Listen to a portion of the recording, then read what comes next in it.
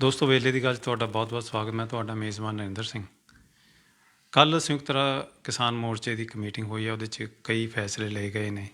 ਇੱਕ ਫੈਸਲਾ ਇਹ ਵੀ ਹੈ ਕਿ ਇੱਕ ਨੇਤਾ ਨੂੰ ਉਹਨਾਂ ਨੇ ਸਸਪੈਂਡ ਵੀ ਕਰਤਾ ਅਤੇ ਇਸ ਨਾਲ ਸੰਬੰਧਿਤ ਕਈ ਹੋਰ ਵੀ ਉਹਨਾਂ ਨੇ ਫੈਸਲੇ ਲਏ ਨੇ। ਇਸ ਸਾਰੇ 'ਤੇ ਚਰਚਾ ਕਰਨ ਲਈ ਸਾਡੇ ਨਾਲ ਨੇ ਉੱਘੇ ਪੱਤਰਕਾਰ ਸਰਦਾਰ ਹਮੀਰ ਸਿੰਘ ਜੀ। ਹਮੀਰ ਜੀ, ਤੁਹਾਡਾ ਸਵਾਗਤ ਹੈ ਜੀ। ਸ਼ੁਕਰੀਆ ਜੀ। ਮੈਂ ਕਿਹਾ ਵੀ ਕੱਲ੍ਹ ਕੀ ਹੋਇਆ ਸੰਯੁਕਤ ਕਿਸਾਨ ਮੋਰਚੇ ਦੀ ਮੀਟਿੰਗ 'ਚ, ਅਤੇ ਉਹਨਾਂ ਨੇ ਜਿਹੜਾ ਸਸਪੈਂਸ਼ਨ ਦਾ ਆਰਡਰ ਐਡਾ ਵੱਡੇ ਲੀਡਰ ਲਈ ਕਿਉਂ ਕਰਨਾ ਪਿਆ?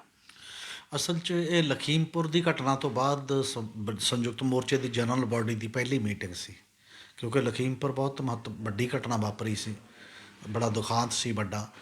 ਅਤੇ ਉਹਦੇ ਤੋਂ ਬਾਅਦ ਅਤੇ ਫਿਰ ਇਸੇ ਦੌਰਾਨ ਇੱਕ ਘਟਨਾ ਵਾਪਰਦੀ ਹੈ ਸਿੰਘੂ ਬਾਰਡਰ 'ਤੇ, ਜਿਹੜੀ ਨਿਹੰਗਾਂ ਵੱਲੋਂ ਉਹ ਜਿਹੜਾ ਲਿੰਚਿੰਗ ਵਰਗਾ ਮਾਹੌਲ, ਗੁੱਟ ਕੱਟਤਾ, ਪੈਰ ਕੱਟਤਾ, ਬੰਦਾ ਮਾਰਿਆ ਗਿਆ। ਇਸ ਸਾਰੇ ਸਮੇਂ ਦੌਰਾਨ ਜਦੋਂ ਇੱਕ ਲੜਾਈ ਹੋ ਰਹੀ ਹੈ ਮਤਲਬ, ਅਤੇ ਇਹਦੇ 'ਚ 3-4 ਮਹੱਤਵਪੂਰਨ ਫੈਸਲੇ ਕੀਤੇ ਨੇ ਸੰਯੁਕਤ ਮੋਰਚੇ ਨੇ। ਇੱਕ ਫੈਸਲਾ ਤਾਂ ਉਹੀ ਜਿਹੜਾ ਤੁਸੀਂ ਕਹਿ ਰਹੇ ਹੋ ਕਿ ਯੋਗੇਂਦਰ ਯਾਦਵ ਜਿਹੜਾ ਵੱਡੇ ਲੀਡਰ ਦੇ ਤੌਰ 'ਤੇ ਦਿਖਾਈ ਦਿੰਦੇ ਨੇ ਸਾਰੇ ਮਾਮਲਿਆਂ ਦੇ ਵਿੱਚ, ਸੰਯੁਕਤ ਮੋਰਚਿਆਂ ਦੇ ਵਿੱਚ, ਉਹਨਾਂ ਨੂੰ 1 ਮਹੀਨੇ ਵਾਸਤੇ ਸੰਯੁਕਤ ਮੋਰਚੇ ਤੋਂ ਬਾਹਰ ਕਰਨ ਦੀ ਗੱਲ ਹੈ।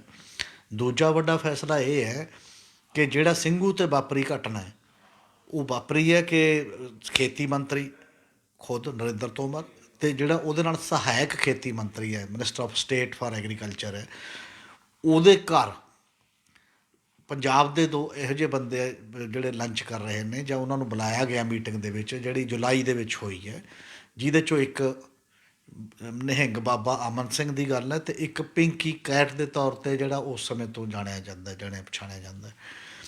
ਅਤੇ ਕਿਸਾਨ ਮੋਰਚੇ ਨੇ ਕਿਹਾ ਕਿ ਉਹਨਾਂ ਮੰਤਰੀਆਂ ਤੋਂ ਅਸਤੀਫਾ ਲਿਆ ਜਾਣਾ ਚਾਹੀਦਾ ਅਤੇ ਇਸ ਮਾਮਲੇ ਦੀ ਜਾਂਚ ਸੁਪਰੀਮ ਕੋਰਟ ਦੇ ਜੱਜ ਤੋਂ ਕਰਾਈ ਜਾਣੀ ਚਾਹੀਦੀ ਹੈ, ਕਿਉਂਕਿ ਇਹ ਛੋਟੀ ਗੱਲ ਨਹੀਂ ਹੋ ਸਕਦੀ ਅਤੇ ਪਿੱਛੇ ਇੱਕ ਬੜੀ ਕੰਸਪੀਰੇਸੀ ਅਤੇ ਬੜਾ ਡਿਜ਼ਾਈਨ ਹੋ ਸਕਦਾ। 2 ਮੰਤਰੀ 2 ਉਹਨਾਂ ਮੁਲਜ਼ਮਾਂ ਦੇ ਨਾਲ, ਇੱਕ ਸਜ਼ਾ ਯਾਫਤਾ ਜਿਨ੍ਹਾਂ ਨੂੰ ਸਜ਼ਾ ਵੀ ਹੋਈ ਹੈ ਮਤਲਬ ਅਦਾਲਤ ਦੇ ਵਿੱਚ, ਦੂਜੇ ਦੇ ਖਿਲਾਫ ਵੀ 302 ਦੇ ਪਰਚੇ, ਉਹਦੇ ਖਿਲਾਫ ਵੀ 302 ਦੇ ਪਰਚੇ, ਮਤਲਬ ਇਸ ਲੈਵਲ ਦੇ ਬੰਦਿਆਂ ਨਾਲ ਉਹ ਗੁਪਸ਼ਪ ਕਰਕੇ ਚੁੱਪ ਚਪੀਤੇ ਕੀ ਮੀਟਿੰਗਾਂ ਕਰ ਰਹੇ ਨੇ। ਅਤੇ ਇਹ ਸੰਵਿਧਾਨਕ ਤੌਰ 'ਤੇ ਵੀ ਗਲਤ ਹੈ, ਇਖਲਾਕੀ ਤੌਰ 'ਤੇ ਵੀ ਗਲਤ ਹੈ, ਉਹਨਾਂ ਨੂੰ ਅਸਤੀਫਾ ਦੇਣਾ ਚਾਹੀਦਾ। ਇਹ ਇੱਕ ਮੰਗ ਕੀਤੀ ਹੈ। ਇੱਕ ਹੋਰ ਫੈਸਲਾ ਜਿਹੜਾ ਇਹ ਕੀਤਾ, ਤੀਜਾ ਫੈਸਲਾ, ਕਿ ਉਹਨਾਂ ਨੇ 26 ਤਰੀਕ ਨੂੰ ਇਸ ਨੂੰ, ਕਿਉਂਕਿ 11 ਮਹੀਨੇ ਹੋਣੇ ਨੇ ਦਿੱਲੀ ਦੀਆਂ ਬਰੂਹਾਂ 'ਤੇ ਅੰਦੋਲਨ ਨੂੰ, ਮੁਜ਼ੱਫਰਨਗਰ ਤੋਂ ਬਾਅਦ ਲਖਨਊ ਦੇ ਵਿੱਚ ਇੱਕ ਮਹਾਂ ਪੰਚਾਇਤ ਰੱਖੀ ਹੋਈ ਸੀ, ਉਹ 22 ਨਵੰਬਰ ਤੱਕ ਟਾਲ ਦਿੱਤੀ ਗਈ ਹੈ, ਕਿਉਂਕਿ ਉਹਦੇ 'ਚੋਂ ਇਹ ਹੈ ਕਿ 22 ਨਵੰਬਰ ਤੱਕ ਇਸ ਕਰਕੇ ਟਾਲਤੀ ਕਿ ਹੁਣ ਸੀਜ਼ਨ ਵੀ ਹੈ, ਫਸਲਾਂ ਦਾ ਕਾਫੀ ਪੀਕ 'ਤੇ ਚਲਾ ਗਿਆ, ਅਤੇ ਦੂਜਾ ਮੌਸਮ ਵੀ ਖਰਾਬੀ ਹੋ ਗਈ ਹੈ। ਇਹ ਜਿਹੜੀਆਂ ਦਲੀਲਾਂ ਦੇ ਨਾਲ ਉਹਨਾਂ ਨੇ ਇਹ ਗੱਲ ਕੀਤੀ ਹੈ ਕਿ ਉਹਨੂੰ ਇਸ ਲੈਵਲ 'ਤੇ ਕੀਤਾ ਜਾਏ। ਅਤੇ ਅਗਲੀ ਗੱਲ ਇਹ 26 ਨੂੰ ਉਹਨਾਂ ਨੇ ਫੈਸਲਾ ਕੀਤਾ ਪੂਰੇ ਦੇਸ਼ ਦੇ ਵਿੱਚ ਕਿ ਵੱਡੇ ਪ੍ਰੋਟੈਸਟ ਮੁਜ਼ਾਹਰਿਆਂ ਦੇ ਰੂਪ ਦੇ ਵਿੱਚ ਦੇਸ਼ ਦੇ ਵਿੱਚ ਕੀਤੇ ਜਾਣ, ਤਾਂ ਕਿ ਇੱਕ ਹੋਰ ਦਬਾਅ ਜਿਹੜਾ ਲਾਮਬੰਦ ਕੀਤਾ ਜਾਏ। ਇਹ ਸਾਰੇ ਵਿਸ਼ੇ ਜਿਹੜੇ ਨੇ, ਇਹਨਾਂ ਦੇ ਦੌਰਾਨ ਹੀ ਜਿਹੜਾ ਸਭ ਤੋਂ ਜ਼ਿਆਦਾ ਚਰਚਾ 'ਚ ਵਿਸ਼ਾ ਹੈ ਉਹ ਹੈ ਯੋਗੇਂਦਰ ਯਾਦਵ ਦਾ ਕੱਢਿਆ ਜਾਣਾ। ਉਹਦਾ ਕਾਰਨ ਇਹ ਹੈ ਕਿ ਜਿਹੜਾ ਲਖੀਮਪੁਰ ਦੇ ਵਿੱਚ ਘਟਨਾ ਵਾਪਰੀ ਹੈ, ਜਿਹੜੀ ਸਟੇਟ ਮਿਨਿਸਟਰ ਹੈ, ਗ੍ਰਹਿ ਰਾਜ ਮੰਤਰੀ ਹੈ ਅਜੇ ਮਿਸ਼ਰਾ, ਉਹਦੀ ਗੱਡੀ ਨਾਲ, ਉਹਦੇ ਜੀਪਾਂ ਨਾਲ ਜਿਹੜੇ ਬੰਦੇ ਦਰੜ ਕੇ ਲੰਘੇ ਸੀ, ਉਹਦੇ 'ਚ 4 ਕਿਸਾਨ ਅਤੇ 1 ਪੱਤਰਕਾਰ ਅਤੇ 3 ਬਾਅਦ ਦੇ ਵਿੱਚ BJP ਦੇ ਕਾਰਕੁਨ ਮਰੇ ਨੇ। ਅਤੇ ਉੱਥੇ ਮਾਹੌਲ ਹੁਣ ਇਹ ਹੈ ਕਿ ਇੱਕ ਪਾਸੇ ਇੱਕ ਸਟੈਂਡ ਲੈ ਰਿਹਾ ਹੈ ਸੰਯੁਕਤ ਮੋਰਚਾ ਕਿ ਉਹ ਗੁੰਡੇ ਨੇ BJP ਦੇ, ਉਹਨਾਂ ਨੇ ਸਾਡੇ ਬੰਦੇ ਦਰੜੇ ਨੇ, ਆਟੋਮੈਟਿਕਲੀ ਇੱਕ ਨਾ ਟਕਰਾਅ ਵਾਲਾ ਮਾਹੌਲ, ਦੁਸ਼ਮਣਾਨਾ ਟਾਈਪ ਬਣ ਜਾਂਦਾ। ਯੋਗੇਂਦਰ ਯਾਦਵ ਨੇ ਕੀ ਕੀਤਾ, ਜਿਹੜਾ 12 ਅਕਤੂਬਰ ਨੂੰ ਜਦੋਂ ਭੋਗ ਸੀ ਇਹਨਾਂ ਦਾ, ਮਤਲਬ ਪੱਤਰਕਾਰ ਸਮੇਤ 4 ਕਿਸਾਨਾਂ ਦਾ ਸਾਂਝਾ ਪਾਇਆ ਭੋਗ, ਜਿੱਥੇ ਸਾਰੇ ਬੰਦੇ, ਉਦੋਂ ਬਾਅਦ BJP ਦੇ ਇੱਕ ਕਾਰਕੁਨ ਦਾ ਜਿਹੜਾ ਮਾਰਿਆ ਗਿਆ, ਉਹਦੇ ਘਰ ਚਲਾ ਗਿਆ, ਉਹਨੇ ਆ ਕੇ ਟਵੀਟ ਇਹ ਕੀਤਾ ਕਿ ਉਹਦੇ ਘਰ ਦੇ ਕਹਿੰਦੇ ਨੇ, ਉਹਨਾਂ ਨੇ ਕਿਹਾ ਕਿ ਸਾਡਾ ਬੰਦਾ ਵੀ ਤਾਂ ਤੁਹਾਡੇ ਕਿਸਾਨਾਂ ਵਰਗੇ ਹੀ ਸੀ, ਉਹਨੂੰ ਕਿਉਂ ਮਾਰਿਆ, ਜੇ ਉਹ ਸਾਰਾ ਕੁਛ ਕੀਤਾ। ਹੁਣ ਜੇਕਰ ਇੱਕ ਵੱਡੇ ਦਾਇਰੇ ਦੇ ਤੌਰ 'ਤੇ ਇਨਸਾਨੀ ਐਂਗਲ ਤੋਂ ਆਪਾਂ ਇਹ ਜਨਰਲੀ ਸੋਚਦੇ ਹਾਂ, ਇੱਕ ਤਾਂ ਇਹ ਤਰੀਕਾ ਹੈ ਕਿ ਜੀ ਮਰ ਗਿਆ, ਕਿਸੇ ਦੇ ਘਰ ਵਾਲਿਆਂ ਨਾਲ ਤਾਂ ਚਲੋ ਕਿਸੇ ਦਾ ਵੀ ਕੋਈ ਲਾਗਾ ਦੇਗਾ ਨਹੀਂ। ਯੋਗੇਂਦਰ ਯਾਦਵ ਨੇ ਵੀ ਕਹਿੰਦੇ ਨੇ ਦਲੀਲਾਂ ਦਿੱਤੀਆਂ ਵੀ ਗੁਰੂ ਸਾਹਿਬ ਨੇ ਭਾਈ ਘਨੱਈਏ ਨੂੰ ਕਿਹਾ ਅਤੇ ਜ਼ਖਮੀਆਂ ਨੂੰ, ਦੁਸ਼ਮਣਾਂ ਨੂੰ ਵੀ ਪਾਣੀ ਪਿਲਾਉਣਾ, ਜੇ ਉਹ ਫਲਾਣਾ। ਪਰ ਸਮੁੱਚੇ ਸੰਯੁਕਤ ਮੋਰਚੇ ਨੇ ਫੈਸਲਾ ਇਹ ਲਿਆ, ਇਹ ਸਾਰੇ ਗੱਲ ਦੇ ਬਾਵਜੂਦ, ਕਿ ਨਹੀਂ, ਜਦੋਂ ਇੱਕ ਇਮੋਸ਼ਨਲ ਮਾਹੌਲ ਬਣਿਆ ਹੋਇਆ, ਜਦੋਂ ਇੱਕ ਟੈਂਪਰਾਮੈਂਟ ਇਹੋ ਜਿਹਾ ਬਣਿਆ ਹੋਇਆ, ਤਾਂ ਸੰਯੁਕਤ ਮੋਰਚੇ 'ਚ ਗੱਲ ਕਰੇ ਤੋਂ ਬਿਨਾਂ ਜਾਣਾ ਜਿਹੜਾ ਉਹ ਇੱਕ ਅਨੁਸ਼ਾਸਨ ਤੋਂ ਬਾਹਰੀ ਗੱਲ ਹੈ। ਇੱਕ ਪਾਸੇ ਅਸੀਂ ਸਟੈਂਡ ਲੈ ਰਹੇ ਹਾਂ ਟੋਟਲੀ ਖੜ ਕੇ ਇੱਕ ਦੂਜੇ ਦੇ ਵਿਰੋਧ ਦੇ ਵਿੱਚ ਉਸ ਪੱਧਰ ਦੇ ਉੱਤੇ, ਤੇ ਉਹਦੇ ਕਰਕੇ ਇਹਨਾਂ ਨੇ ਇਹ ਫੈਸਲਾ ਲਿਆ ਕਿ ਜੀ 1 ਮਹੀਨੇ ਲਈ ਅਸੀਂ ਉਹ ਕਹਿੰਦਾ। ਜੋਗਿੰਦਰ ਯਾਦਵ ਨੇ ਬਾਅਦ ਦੇ ਵਿੱਚ ਵੀ ਆਇਆ ਉਹਦਾ ਬਿਆਨ, ਉਹਨੇ ਕਿਹਾ ਵੀ ਇਹਨਾਂ ਨੇ ਮੈਂ ਆਪਣੀ ਗੱਲ ਤੇ ਕਾਇਮ ਆ, ਮੈਨੂੰ ਲੱਗਦਾ ਕਿ ਇਹ ਕੋਈ ਗਲਤ ਨਹੀਂ ਹੈ, ਪਰ ਸੰਯੁਕਤ ਮੋਰਚੇ ਦਾ ਮੈਂਬਰ ਹੋਣ ਦੇ ਨਾਤੇ ਮੈਂ ਇਹਦੇ ਤੇ ਪਹਿਰਾ ਦੇਵਾਂਗਾ, ਜੋ ਵੀ ਮਿਲਿਆ ਠੀਕ ਹੈ ਮੈਂ ਉਹਨੂੰ ਮੰਨੂਗਾ, ਸੰਯੁਕਤ ਮੋਰਚੇ ਦੇ ਫੈਸਲੇ ਨੂੰ ਮੈਂ ਪ੍ਰਵਾਨ ਕਰਦਾ। ਤੇ ਹੁਣ 1 ਮਹੀਨੇ ਇਦੋਂ ਪਹਿਲਾਂ ਵੀ ਇਹ ਕੋਈ ਪਹਿਲਾ ਕੇਸ ਨਹੀਂ ਹੈ, ਪਹਿਲਾਂ ਵੀ ਵੱਖ-ਵੱਖ ਮੁੱਦਿਆਂ ਦੇ ਉੱਤੇ ਪਹਿਲਾਂ ਚਡੂਨੀ ਵੀ ਆਪਣੀ ਗੱਲ ਤੇ ਕਾਇਮ ਰਿਹਾ ਸੀ 15 ਦਿਨ ਲਈ ਚਡੂਨੀ ਨੂੰ ਜਦੋਂ ਕੱਢਿਆ। ਇਸੇ ਤਰ੍ਹਾਂ ਰਣਦੂ ਸਿੰਘ ਤੇ ਵੀ 15 ਦਿਨ ਦੀ ਰੋਕ ਲੱਗੀ ਸੀ ਜਦੋਂ ਉਹਨੇ ਇੱਕ ਬਿਆਨ ਬੋਲਤਾ ਸੀ। ਵੱਖ-ਵੱਖ ਕਾਫੀ ਲੀਡਰਾਂ ਤੇ ਮੈਨੂੰ ਇਹ ਲੱਗਦਾ ਕਿ ਇਹ ਜਿਹੜੇ ਫੈਸਲੇ ਨੇ ਗਲਤ ਤੇ ਠੀਕ ਦਲੀਲ ਅਲੱਗ-ਅਲੱਗ ਹੋ ਸਕਦੀ ਹੈ, ਕਿਸੇ ਜ਼ਮਾਨੇ 'ਚ ਇਕੱਲਾ ਬੰਦਾ ਵੀ ਠੀਕ ਹੋ ਸਕਦਾ, ਬਹੁਤ ਮੈਜੋਰਟੀ ਗਲਤ ਵੀ ਹੋ ਸਕਦੀ ਹੈ, ਪਰ ਇਹ ਇੱਕ ਗੱਲ ਸਾਬਤ ਕਰਦੀ ਹੈ ਕਿ ਮੋਰਚੇ ਦੇ ਵਿੱਚ ਕੋਈ ਵੀ ਇਹੋ ਜਿਹਾ ਇੱਕ ਬੰਦਾ ਜਾਂ ਇੱਕ ਆਗੂ ਨਹੀਂ ਹੈ ਜਿਹਦੀਆਂ ਟਰਮਜ਼ ਡਿਕਟੇਟ ਹੁੰਦੀਆਂ ਹੋਣ, ਜਿਹਦੇ ਮੁਤਾਬਕ ਫੈਸਲੇ ਹੁੰਦੇ ਹੋਣ। ਮੋਰਚਾ ਸਮੁੱਚਤਾ ਚੱਲਦਾ, ਵੱਡੇ ਤੋਂ ਵੱਡਾ ਆਗੂ ਵੀ ਜਿੱਥੇ ਕਿਤੇ ਐਂ ਲੱਗਿਆ ਕਿ ਇਹਦੇ ਤੋਂ ਆਹ ਗਲਤ ਹੋ ਗਿਆ ਤਾਂ ਉਹਦੇ ਖਿਲਾਫ ਕਾਰਵਾਈ ਸੰਭਵ ਹੈ, ਕਿਉਂਕਿ ਇਸ ਕਰਕੇ ਇਹ ਮੋਰਚੇ ਦੀ ਇੱਕ ਕਮਜ਼ੋਰੀ ਹੋਈ ਹੈ। ਲੋਕ ਇਹ ਕਹਿੰਦੇ ਨੇ ਵੀ ਕੋਈ ਵੱਡਾ ਆਗੂ ਨਹੀਂ, ਇੱਕ ਆਗੂ ਦੇ ਨਾਲ ਚੱਲ ਨਹੀਂ ਸਕਦੇ, ਬਹੁਤੇ ਨੇ। ਇਹੀ ਉਹਦੀ ਸਟਰੈਂਥ ਵੀ ਹੈ ਕਿ ਉਹ ਜਦੋਂ ਵੀ ਗਲਤੀ ਹੁੰਦੀ ਹੈ ਉਹਨੂੰ ਮੁਰੰਮਤ ਕਰਨ ਲਈ, ਉਹਨੂੰ ਪਲੱਗ ਕਰਨ ਲਈ, ਉਹਨੂੰ ਠੀਕ ਕਰਨ ਦੇ ਵਾਸਤੇ ਸਮੁੱਚਤਾ ਦੇ ਵਿੱਚ ਜਦੋਂ ਫੈਸਲਾ ਲੈਂਦਾ। ਇੰਨੇ ਵੱਖ-ਵੱਖ ਵਿਚਾਰਧਾਰਾਵਾਂ ਦੇ ਬੰਦੇ ਨੇ, ਇੰਨੇ ਪਿਛੋਕੜ ਦੇ ਬੰਦੇ ਨੇ, ਇਹਨੂੰ ਇਸ ਢੰਗ ਨਾਲ ਸਮੂਥ ਤਰੀਕੇ ਨਾਲ ਚਲਾਉਣਾ ਇਹ ਉਹਦੀ ਆਪਣੇ ਆਪ ਦੇ ਵਿੱਚ ਇੱਕ ਸਟਰੈਂਥ ਹੈ, ਇੱਕ ਮਜ਼ਬੂਤੀ ਹੈ। ਤੇ ਹਰ ਲੀਡਰ ਵੱਲੋਂ ਉਹਦੀ ਗੱਲ ਨੂੰ ਪ੍ਰਵਾਨ ਕਰਨ ਦੀ ਜਿਹੜੀ ਗੱਲ ਹੈ, ਆਪਣੀ ਗੱਲ ਰੱਖ ਕੇ ਕਿ ਮੇਰੀ ਗੱਲ ਠੀਕ ਹੈ, ਫਿਰ ਵੀ ਮੈਜੋਰਟੀ ਦੀ ਗੱਲ ਮੰਨ ਲੈਣਾ, ਮੈਨੂੰ ਲੱਗਦਾ ਇਹ ਜਮਹੂਰੀਅਤ ਦਾ ਜਿਹੜਾ ਇੱਕ ਜੀਵਨ ਜਾਂਚ ਹੈ ਜਮਹੂਰੀ ਤਰੀਕੇ ਦੀ, ਇਹਦੇ ਇੱਕ ਖੂਬਸੂਰਤ ਨਮੂਨੇ ਦੇ ਤੌਰ ਤੇ ਇਹ ਪੇਸ਼ ਹੋ ਰਹੀ ਹੈ, ਜਿਹੜੀ ਕਿ ਪਾਰਟੀਆਂ ਤੇ ਬਾਕੀ ਜਗ੍ਹਾ ਨਹੀਂ ਹੋ ਰਹੀ ਹਜੇ, ਸਾਡੇ ਸਿਸਟਮ ਦੇ ਵਿੱਚ ਨਹੀਂ ਚੱਲ ਰਹੀ, ਔਰ ਸੰਯੁਕਤ ਮੋਰਚੇ ਨੇ ਇਹਨੂੰ ਲਾਗੂ ਕੀਤਾ ਹੋਇਆ। ਅੱਛਾ ਹਮੀਰ ਜੀ, ਇਹਦੇ ਨਾਲ ਇੱਕ ਹੋਰ ਲੱਗਦੀ ਗੱਲ ਹੈ, ਇੱਕ ਹੁਣੀ ਖਬਰ ਆਈ ਹੈ ਵੀ ਕਿ ਸੰਸਦ ਦਾ ਜਿਹੜਾ ਸਰਦ ਰੁੱਤ ਦਾ ਸੈਸ਼ਨ ਹੈ ਉਹ ਨਵੰਬਰ 'ਚ ਸ਼ੁਰੂ ਹੋ ਰਿਹਾ, ਹੋ ਸਕਦਾ 29 ਨਵੰਬਰ ਤੋਂ ਇਹ ਸ਼ੁਰੂ ਹੋਵੇ। ਹੁਣ ਮਸਲਾ ਇਹ ਹੈ ਵੀ ਜਿਵੇਂ ਪਿੱਛੇ ਚੱਲਿਆ ਹੁਣ ਹੋਇਆ ਸੀਗਾ ਵੀ ਸੈਸ਼ਨ ਚੱਲੇ ਹੀ ਨਹੀਂ, ਰੌਲਾ ਪੈਂਦਾ ਰਿਹਾ, ਤੇ ਕੀ ਅੱਗੇ ਵੀ ਇਦਾਂ ਦੀ ਚੱਲਣ ਦੀ ਸੰਭਾਵਨਾ ਹੈ ਕਿ ਕੁਝ ਸੁਧਾਰ ਹੋਊਗਾ? ਨਹੀਂ, ਮੈਨੂੰ ਲੱਗਦਾ ਕਿ ਜੇ ਸਮੱਸਿਆਵਾਂ ਐਡੀਆਂ ਐਡੀਆਂ ਰਹਿਣਗੀਆਂ ਜਿਵੇਂ ਪਿੱਛੇ ਕੀ ਸੀ, ਬੇਸਿਕ ਕਾਰਨ ਤਾਂ ਇਹ ਸੀ ਕਿ ਸੰਯੁਕਤ ਮੋਰਚੇ ਨੇ ਵਿਪ ਜਾਰੀ ਕਰਤੀ ਸੀ ਸਾਰੇ ਸੰਸਦ ਮੈਂਬਰਾਂ ਨੂੰ, ਵਿਰੋਧੀ ਧਿਰਦਿਆਂ ਨੂੰ, ਕਿ ਤੁਸੀਂ ਅੰਦਰ ਜਾ ਕੇ ਰੌਲਾ ਪਾਉਣਾ, ਬੋਲਣ ਨਹੀਂ ਦੇਣਾ ਜਿੰਨਾ ਚਿਰ ਸਾਡੀ ਗੱਲ ਨਹੀਂ ਸੁਣੀ ਜਾਂਦੀ। ਦੂਜਾ, ਉਦੋਂ ਪੈਗਾਸਸ ਦਾ ਮਾਮਲਾ ਆ ਗਿਆ ਤੁਰੰਤ, ਉਸੇ ਤੋਂ 1 ਦਿਨ ਪਹਿਲਾਂ, ਉਹ ਬਹੁਤ ਵੱਡਾ ਇਸ਼ੂ ਉਸ ਲੈਵਲ ਦੇ ਉੱਤੇ ਸੀਗਾ।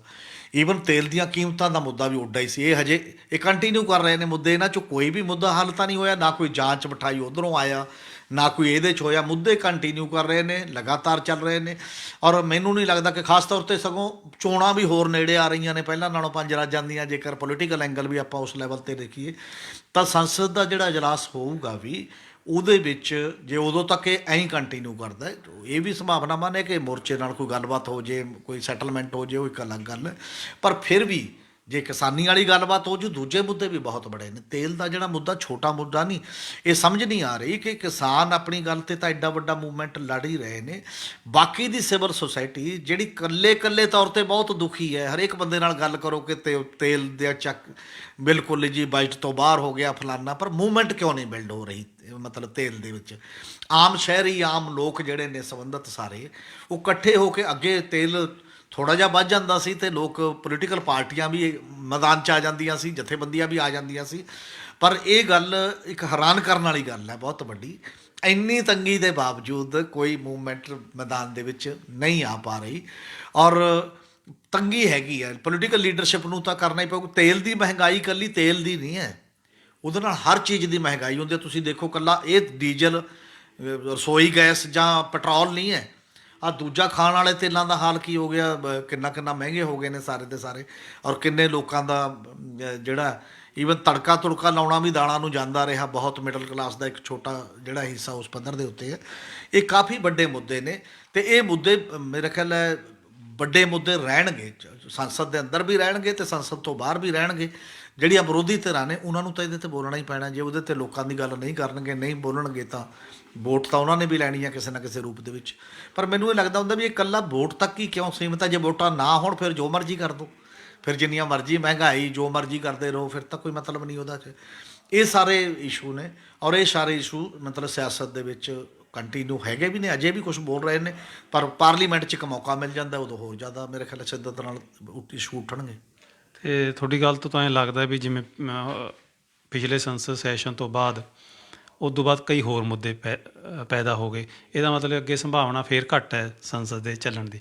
ਅੱਛਾ, ਇੱਕ ਹੁਣ ਖੋਰ ਆਈ ਹੈ ਵੀ ਕਾਂਗਰਸ ਨੇ ਪੰਜਾਬ ਮਾਮਲਿਆਂ ਦੇ ਆਪਣੇ ਇੰਚਾਰਜ ਨੂੰ ਬਦਲਤਾ ਹੈ, ਹਰੀਸ਼ ਰਾਵਤ ਦੀ ਥਾਂ ਹਰੀਸ਼ ਚੌਧਰੀ ਲਿਆਤਾ ਹੈ। ਕਿ ਇਸ ਨਾਲ ਜਿਹੜੀ ਕਾਂਗਰਸ 'ਚ ਜਿਹੜੀ ਧੜੇਬੰਦੀ ਹੈ, ਜਾਂ ਉਹਨੂੰ ਲੱਗਦਾ ਕਿਤੇ ਅਸੀਂ ਕਮਜ਼ੋਰ ਹਾਂ, ਕਿ ਕਮਜ਼ੋਰੀ ਕਰਕੇ ਹੋ ਸਕਦਾ ਬਦਲਿਆ ਹੋਵੇ, ਕੋਈ ਪਾਰਟੀ 'ਚ ਇੰਨੀ ਜਾਣ ਨਹੀਂ। ਹਾਲਾਂਕਿ ਰਾਵਤ ਹੋਰੀ ਕਹਿ ਕੇ ਗਏ ਕਿ ਮੈਂ ਉੱਤਰਾਖੰਡ 'ਚ ਲੜਨਾ ਇਲੈਕਸ਼ਨ, ਮੈਨੂੰ ਉੱਧਰ ਸਮਾਂ ਦਿੱਤਾ ਜਾਵੇ। ਤੁਸੀਂ ਕਿਵੇਂ ਲੈਂਦੇ ਹੋ ਇਸ ਗੱਲ ਨੂੰ? ਮੈਨੂੰ ਇਹ ਲੱਗਦਾ ਕਿ ਜਿਹੜੀਆਂ ਪਾਰਟੀਆਂ ਦੇ ਵਿੱਚ ਨਾ ਇਹ ਸਿਸਟਮ ਹੈ ਇੰਚਾਰਜ ਥਾਪਣ ਦਾ, ਸੂਬਿਆਂ ਦੀ ਤਰ੍ਹਾਂ, ਕਿ ਫਲਾਨੀ ਪਾਰਟੀ ਦਾ ਫਲਾਨਾ ਇੰਚਾਰਜ, ਫਲਾਨੀ ਪਾਰਟੀ ਦਾ। ਇਹ ਜਿਹੜਾ ਰੀਜਨਲ ਇੱਕ ਕਰੈਕਟਰ ਹੁੰਦਾ ਪਾਰਟੀਆਂ ਦਾ, ਜਿੱਥੇ ਪਾਰਟੀ ਦੀ ਸੂਬਾਈ ਕਮੇਟੀ ਨੇ ਫੈਸਲੇ ਕਰਨੇ ਨੇ, ਜਿੱਥੇ ਬਾਕੀ ਨੇ ਇਹ ਉਹਨਾਂ ਦੇ ਰਸਤੇ ਦੇ ਵਿੱਚ, ਜਿਵੇਂ ਗਵਰਨਰ ਦੀ ਪੋਸਟ ਵਰਗਾ ਹੋ ਗਿਆ ਮੈਨੂੰ ਤਾਂ ਲੱਗਦਾ ਜਿਹੜੇ ਇੰਚਾਰਜ ਨੇ, ਕਿ ਕੇਂਦਰ ਇੱਕ ਗਵਰਨਰ ਲਾਉਂਦਾ, ਆਪਣੇ ਮੁਤਾਬਕ ਰਿਪੋਰਟ ਲੈ ਲੈਂਦਾ, ਜਿਹੜੀ ਉਹ ਤੋਂ ਠੀਕ ਲੱਗਦੀ ਹੈ ਵੀ ਇੱਥੇ ਰਾਸ਼ਟਰਪਤੀ ਲਾ ਦਈਏ, ਇੱਥੇ ਨਾ ਲਾ ਦਈਏ ਸੰਘੀ ਘੁੱਟਣ ਲਈ, ਉਵੇਂ ਪਾਰਟੀਆਂ ਨੇ ਬਣਾ ਲਿਆ। ਨਹੀਂ ਤਾਂ ਇੰਚਾਰਜ ਦੀ ਬਜਾਏ ਕੋਆਰਡੀਨੇਟਰ ਹੋ ਸਕਦਾ ਕੋਈ। ਇੰਚਾਰਜ ਹੋਣ ਦਾ ਮਤਲਬ ਇੱਕ ਅਥਾਰਟੀ ਹੋਣਾ, ਕੋਆਰਡੀਨੇਟਰ ਹੋਣ ਦਾ ਮਤਲਬ ਕਿ ਕੇਂਦਰ ਦੀ ਹਾਈ ਕਮਾਂਡ ਤੇ ਇਹਦੇ ਵਿੱਚ ਇੱਕ ਲਿੰਕ ਹੈ। ਚਲੋ ਇਹਦੀ ਗੱਲ ਉਹਨੂੰ ਦੱਸੀ, ਉਹਨੂੰ ਕਰ ਲਈ ਜੀ। ਇੱਕ ਤਾਂ ਉਹ ਸ਼ਬਦਾਵਲੀ ਦੇ ਕੁਐਸਚਨ ਨੇ, ਉਹਦੇ 'ਚੋਂ ਨਜ਼ਰ ਆ ਰਿਹਾ ਕਬਜ਼ੇ ਦੀ ਪੋਲੀਟਿਕਸ ਹੈ ਜਿਹੜੀ।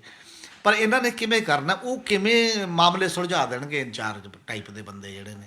ਔਰ ਹਰੀਸ਼ ਰਾਵਤ ਸੀ, ਇੱਥੇ ਆ ਕੇ ਇੱਕ ਬਿਆਨ ਹੋਰ ਦੇ ਕੇ ਜਦੋਂ ਦੂਜਾ ਧੜਾ ਉਹਦੇ ਗਲ ਪੈ ਜਾਂਦਾ ਸੀ, ਉੱਥੇ ਜਾ ਕੇ ਫਿਰ ਬਦਲ ਜਾਂਦਾ ਸੀ। ਅਤੇ ਕਦੇ ਕਹਿੰਦਾ ਸੀ ਚਿਹਰਾ ਅਮਰਿੰਦਰ ਸਿੰਘ ਹੀ ਰਹੂਗਾ, ਜਦ ਇੱਥੇ ਪ੍ਰਗਟ ਵਰਗਿਆਂ ਨੇ ਉਹਦੇ ਖਿਲਾਫ ਉਹ ਕਹਿਤਾ ਵੀ ਨਹੀਂ ਦੋਨੋਂ ਹੋਣਗੇ, ਸਿੱਧੂ ਵੀ ਰਹੂਗਾ। ਫਿਰ ਕਹਿਤਾ ਨਹੀਂ ਚੰਨੀ ਹੋ ਜੂਗਾ, ਸਿੱਧੂ ਮਗਰ ਪੈ ਗਿਆ, ਫਿਰ ਕਹਿੰਦਾ ਸਿੱਧੂ ਅਤੇ ਚੰਨੀ ਦੋਨੋਂ ਰਹਿਣਗੇ। ਮਤਲਬ ਇਹ ਬਬਲਿੰਗ ਜਿਹੜੇ ਇਹ ਚੀਜ਼ਾਂ ਨੇ, ਕਿਰਦਾਰ ਨੇ, ਕਿਹਾ ਇਹ ਜਾਂਦਾ ਨੋਰਮਲੀ ਕਿ ਜਿਹੜੀਆਂ ਇਹ ਕਲਚਰ ਆ ਹਾਈ ਕਮਾਂਡ ਕਲਚਰ ਪਾਰਟੀਆਂ ਦਾ, ਇਹ ਮਲਾਈ ਛਕਣ ਲਈ ਇੰਚਾਰਜ ਜ਼ਿਆਦਾ ਕੰਮ ਕਰਦੇ ਨੇ। ਮਤਲਬ ਜਿੱਥੇ ਖਾਸ ਤੌਰ 'ਤੇ ਗੌਰਮੈਂਟਾਂ ਹੁੰਦੀਆਂ ਨੇ ਜਿਹੜੀਆਂ ਸਟੇਟਾਂ ਦੇ ਵਿੱਚ, ਉੱਥੇ ਕਿਉਂਕਿ ਉੱਪਰ ਤੱਕ ਮੇਰੀ ਗੱਲ ਠੀਕ ਜਾਵੇ, ਹਰ ਲੀਡਰ ਉਹਦੀ ਚਮਚੀ ਮਾਰਦਾ, ਅਤੇ ਫਾਈਨੈਂਸ਼ੀਅਲ ਮਾਮਲਾ ਵੀ ਬਹੁਤ ਵੱਡੇ ਪੱਧਰ 'ਤੇ ਦੋਸ਼ ਲੱਗਦੇ ਨੇ, ਹਮੇਸ਼ਾ ਹੀ ਇਹਦੇ 'ਚ ਜੁੜੇ ਹੁੰਦੇ ਨੇ ਇਹ ਸਾਰੇ ਮਾਮਲੇ ਦੇ ਵਿੱਚ। ਸ਼ਾਇਦ ਇਸੇ ਕਰਕੇ ਇੰਚਾਰਜ ਬਲਕਿ ਇਹ ਬਹੁਤ ਘੱਟ ਚਾਹੁੰਦੇ ਨੇ ਕਿ ਮਾਮਲੇ ਸੈਟਲ ਹੋਏ ਰਹਿਣ, ਇਸ ਪੱਧਰ ਦੇ ਉੱਤੇ ਚੱਲਦੇ ਰਹਿਣ। ਹੁਣ ਤੁਸੀਂ ਦੱਸੋ ਕਿ ਇੰਚਾਰਜ ਲਾਤਾ ਜੀ, ਚੋਣ ਕਿੱਥੇ ਹੈ? ਪੰਜਾਬ ਦਾ ਨਾ ਕੋਈ ਜ਼ਿਲ੍ਹਾ ਪ੍ਰਧਾਨ ਹੈ, ਪੰਜਾਬ ਕਾਂਗਰਸ ਦਾ ਨਾ ਕੋਈ ਤਹਿਸੀਲ ਦਾ ਪ੍ਰਧਾਨ ਹੈ, ਨਾ ਕੋਈ ਪਿੰਡ ਦਾ ਪ੍ਰਧਾਨ ਹੈ, ਨਾ ਕੋਈ ਪੰਜਾਬ ਕਾਂਗਰਸ ਦੀ ਸਟੇਟ ਦੀ ਬਾਡੀ ਹੈ ਜਿੱਥੇ ਮੀਟਿੰਗ ਹੋਣੀ ਹੈ, ਨਾ ਕੋਈ ਵੱਖ-ਵੱਖ ਰੋਕ ਨੇ। ਕੀ ਉਹਦੇ 'ਚੋਂ ਪ੍ਰਧਾਨ ਹੈ, ਅੱਧਾ ਅਸਤੀਫਾ ਛੱਡਿਆ ਹੋਇਆ ਅਤੇ ਅੱਧਾ ਅਸਤੀਫਾ ਹੈਗਾ, ਪਤਾ ਨਹੀਂ ਹੈਗਾ, ਕੰਮ ਕਰਦਾ ਕਿ ਨਹੀਂ ਆਉਂਦਾ। ਔਰ ਰੋਜ਼ ਚੀਫ ਮਿਨਿਸਟਰ ਨਾਲ ਆਪਸ ਦੇ ਵਿੱਚ ਕਲੇਸ਼ ਹੁੰਦਾ। ਇਹੋ ਜਿਹੇ ਅਸਧਾਰਨ ਮਾਹੌਲ ਦੇ ਵਿੱਚ ਕੋਈ ਆਦਮੀ ਕਿਸ ਤਰੀਕੇ ਨਾਲ ਕੰਮ ਕਰਦਾ? ਜਿੱਥੋਂ ਹਰੀਸ਼ ਚੌਧਰੀ ਲਿਆ ਕੇ ਲਾਇਆ ਗਿਆ, ਉੱਥੇ ਤਾਂ ਆਪ ਪੰਗਾ, ਉਹ MLA ਵੀ ਹੈ ਅਤੇ ਉੱਥੇ ਰਾਜਸਥਾਨ ਅਸੈਂਬਲੀ ਦੇ ਵਿੱਚ, ਅਤੇ ਉੱਥੇ ਤਾਂ ਆਪ ਉਹ ਮੁਸ਼ਕਲ ਦੇ ਨਾਲ ਹੀ ਨਾਲ ਰੱਖਿਆ ਡਿਪਟੀ CM ਤੋਂ ਅਸਤੀਫਾ ਦੇਣ ਤੋਂ ਬਾਅਦ ਸਚਿਨ ਪਾਇਲਟ। ਅਜੇ ਦੁਬਾਰਾ ਫਿਰ ਉਹਦੇ ਬੰਦੇ ਹੁਣ ਕਹਿ ਰਹੇ ਨੇ ਕਿ ਹੁਣ ਸਾਨੂੰ ਦੁਬਾਰਾ ਮੌਕਾ ਦਿਓ, ਬਾਰੀ ਦਵਾਓ, ਤੁਸੀਂ ਇਹ ਕਿਉਂ ਕਰਦੇ ਹੋ ਬਾਰ-ਬਾਰ? ਉੱਥੇ ਵੀ ਤਾਂ ਇਹੀ ਹਾਲ ਹੈ, ਬਾਕੀ ਕਿਤੇ ਜੇ ਠੀਕ ਹੋ ਜੇ। ਇੱਕ ਗੱਲ ਇਹ ਹੁੰਦੀ ਹੈ ਕਿ ਬਹੁਤੀ ਵਾਰ ਜਿਹੜੇ ਇੰਚਾਰਜ ਲਾਏ ਜਾਂਦੇ ਨੇ ਉਹਨਾਂ ਦਾ ਕੱਦ ਸ਼ਾਇਦ ਓਡਾ ਵੀ ਨਹੀਂ ਹੁੰਦਾ ਜਿੱਡੇ ਪਾਰਟੀ ਦੇ ਲੀਡਰਾਂ ਦਾ। ਜਿਵੇਂ ਅਮਰਿੰਦਰ ਸਿੰਘ ਸੀ, ਕਿਹਾ ਜਾਂਦਾ ਸੀ ਕਿ ਹਰੀਸ਼ ਰਾਵਤ ਆਉਂਦਾ ਸੀ, ਅਮਰਿੰਦਰ ਸਿੰਘ ਨੂੰ ਟਾਈਮ ਨਹੀਂ ਸੀ ਦਿੰਦਾ, ਮੰਤਰੀਆਂ ਦੇ ਪਿੱਛੇ ਫਿਰਦਾ, ਟਾਈਮ ਦਵਾ ਦਿਓ, ਕਿਸੇ ਨਾ ਕਿਸੇ ਕਰਦੇ।